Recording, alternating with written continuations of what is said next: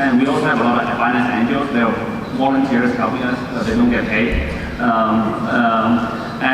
So if you include angels, it's a little bit larger. We come from very different backgrounds, very different cultures, different places. So everyone have and the working culture is a little bit mixed. Myself, I come from I'm a Chinese Canadian, grew up working in the U.S., etc. So my working style is more U.S. Chinese combined centric. So that carries a lot of the culture into the organization because kind of my culture kind of carries into the organization a little bit. We have a lot of issues now. Internal communication, giving a distributed team of 400 people all over the world, communicating efficiently is very difficult. Coordinating things is a little bit challenging. But one of the things we do very well to overcome that is the passion in the team. So everyone's very passionate. Everyone believes it. I think you met a lot of people from the Binance team. We have a lot of issues that we're still working through, but I'm not a very process-driven guy. I hate processes, I hate bureaucracy, I hate a lot of rules in organization. So I really like the type of organizations like, for example, Netflix that said, okay, for your reimbursement, just do what's appropriate. And for GM, that's the dressing code, right? They shrink like a 10-page document into 2 words. They just dress appropriately. And so I like those kind of things. So I like to just use your own judgment and do the right thing. I think we strongly, we look for people who have the right ethical values. There's a lot of temptations working for Binance because we're very close to the flow of money. So we look for people who want to do the right thing. And most people joining Binance will take a pay cut, actually. So if the guy's not willing to take a pay cut, usually we say no. No matter how good they are. So we've grown very slowly. We are actually, at 400, we're still much smaller than some of the other exchanges, the top 10 exchanges in the world. So some of them have over 1,000 or 2,000 employees. But luckily, we never had any layoffs. So we've grown very slowly, very selectively. We don't have any layoffs. We never fired people in huge chunks. People have left, but the voluntary leaving turnover is about less than 3% per year, which is very, very low for our market. So that's kind of the Binance team. Yeah. And it's so challenging to harmonize a decentralized global structure. I tip the cap.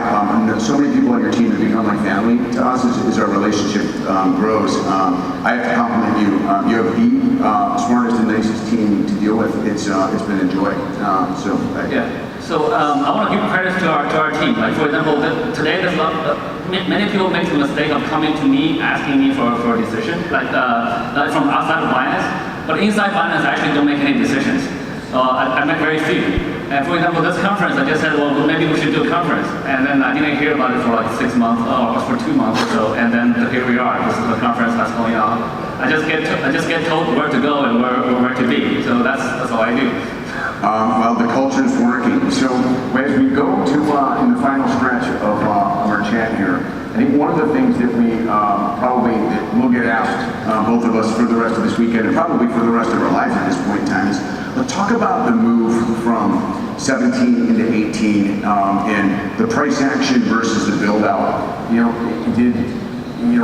I think everyone will be interested in your view on where we came from, where we are, and where we're going. The first question is, in 17, when we saw the inflection point in crypto, did we just get too far out ahead of ourselves? Let's talk about that. Sure. I actually think that the market always overreacts. So it doesn't matter if it's on the low side or the high side.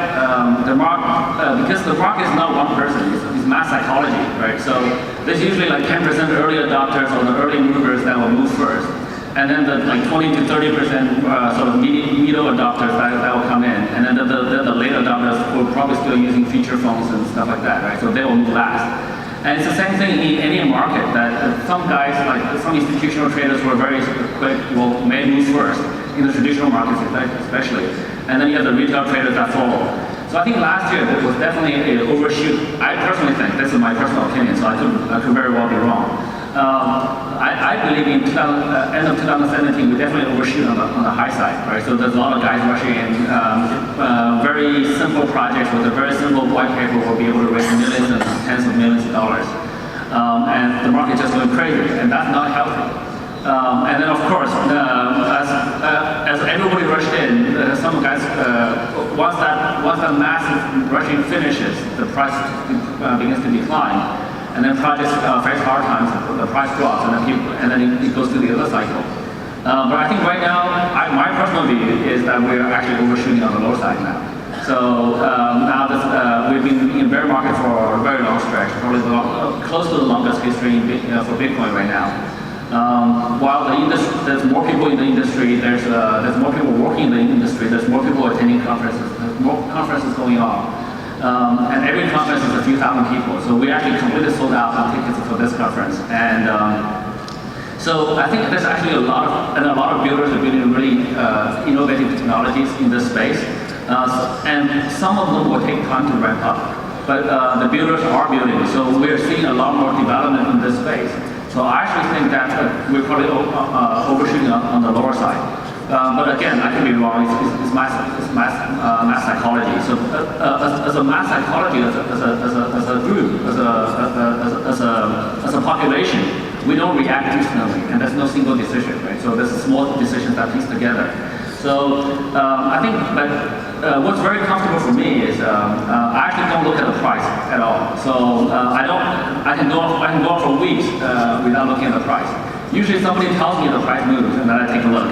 They say, oh, the price of BNB went up, and the price of BNB went down, and then I take a look. And so I actually don't really track the price. But what we do is we focus on building. So I think I'm very, very confident that this space will get so much bigger. We just got to be prepared for when that happens. And so that right now what we do is we want to be prepared for when the chance comes again. We will be in a much better place to take advantage of it. So we're doing a lot of different stuff, right? So some of them are, actually most of the stuff the Binance are doing right now are not profit generating. So we have the main exchange, but we have like Binance Info, Binance Academy, Binance Charity, Binance Research, Binance Labs. All of those other things we're doing, they're not very profit generating right now, but we have a very long-term view in this industry. Speaking of Binance Charity, I want to sneak in one slide, which they asked me to. So if we can get that one slide up, it might take them a couple minutes. I don't know if they're very well prepared. For Binance Charity, we're moving very heavily in Africa. There's two goals there. So number one is to spread cryptocurrency. But I think more important than just donating cryptocurrency to other people is actually in the process we will be educating people about cryptocurrency. I think that education is going to be more beneficial to the people receiving the cryptocurrency throughout their lifetime. So they probably don't realize that now, but that education is really, really important. So I view Binance Charity today as more of an educational platform than more than general. But we do donate, we do help people out. Today for one BNB, you can feed a child in Africa for a month for one BNB. Right, so this is not even one Bitcoin, this is one BNB, right? So we're doing a bunch of school projects in Africa that's in this area. I guess, I think the slide will come later in one of the other talks, which is fine.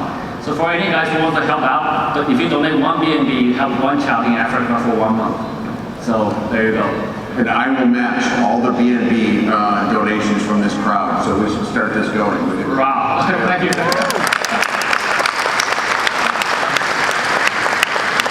So one of the things that we have a very similar view of Cumberland. Yes, we are a very large trader between 24 hours a day, 7 days a week, principally, and we provide a lot of liquidity to the street. But we changed our mission. The end of our mission statement is to help the ecosystem grow and evolve in a responsible and sustainable way, because we are all in this together. And so we run our DRW Foundation and do things the same way. So I'm serious about the BNB match. So we'll have to think about this a little bit in this crowd here today. So and then I'll have to tell my wife. But so in that vein, as we look to, we're integrated right into the middle of the ecosystem all the time, just like you are. What are the things that the ecosystem, what more can we do to drive education, connectivity, technology, projects, bringing people together? What more can we do, either individually or together, to drive this community together? Because that is the core of our focus at Cumberland. Right. I think basically, as you and us are already doing, we've got to be the positive force in this industry. We've got to educate people. We've got to lead people in the right ways. With freedom comes a lot of chaos. So there are scammers, there are fraudsters that happens in this industry, and as an industry, we get attacked for those bad actors. So we actually got to actively fight those bad actors ourselves. Binance.com right now is a more centralized platform, so we actually have the responsibility, and we have to, well, because we can, and we actually now we have the responsibility to do it. Some people don't like it; they want to go fully decentralized, and that's a discussion later on in one of those panels: centralization versus decentralization. But I think some of the things that Binance is doing right now is we want to open up the fiat gateways so that we actually help people to move money between fiat and crypto or vice versa. But right now, most of the money is actually in fiat. So that's why we launched Binance Jersey a couple of days ago. We are working with the Singapore parties and regulators. We want to do all the fiat properly. We want to do all the proper KYC. We're actually the most compliant organization. Well, actually, we were talking about this morning. So we're probably one of the two most compliant organizations. But you guys, everybody views you guys as the most compliant already. But some people have misconceptions about Binance. Binance is actually the most compliant organization. And on the flip side of that, so basically if you look at crypto to crypto in the center, on the flip side of that is the decentralized land, where we do have Binance DEX, which is coming up in a couple. We will release the testnet in about a couple of weeks. So and in that, even in the testnet stages, we will support hardware wallets natively. It will be a very fast on-chain decentralized exchange. That's for advanced users that can keep your computer safe, keep your wallet safe. If you prefer to hold your own coins, that will be a place to do it. So we want to provide more choices for the industry to grow. Other than that, we're investing a lot in the ecosystem. We're doing conferences. You guys are doing conferences. Your conference was great in September. Looking forward to the June one. Did I announce that already? You're good. You're the captain. Right. So I think basically it's just we got to keep building. We got to keep leading the industry. And when we go to the next bull run, it's going to be massive. I think. So I don't know when it will be. I don't know if you already can. But we just got to be prepared. Well, we're looking forward to making markets in private liquidity in both Singapore and Jersey as well. So, as we go to wrap up this, I think everybody would be upset with me if I didn't ask. We should have a discussion. What do we see now for 2019 and 2020 before we get to the rest of the experts with it? I believe the ramping up is always slower than coming down. So I think in 2015-16 we saw the ramp up slowly. I don't want to make any predictions, but it may take a lot of effort to sort of just revive, bringing all the confidence back. But I think basically we're just going to continue to build. I think 2018 was a really tough year from a price action. I think 2019 hopefully will be more stabilized. The price is okay for now, and we're just going to continue to build. I think we're going to see a lot more builders in 2019, and we're going to work very actively. We're going to host more hackathons, more incubation programs to help the builders build. So we just want to slowly build the industry one by one. Yeah. That's great, and I think that that was my theme coming to the year end. Is if you started building it, keep building it, because as they wrote in the manifesto many years ago, arise, Binance Nation, the game is just beginning. Thank you, CZ. Thank you so much, Jeff.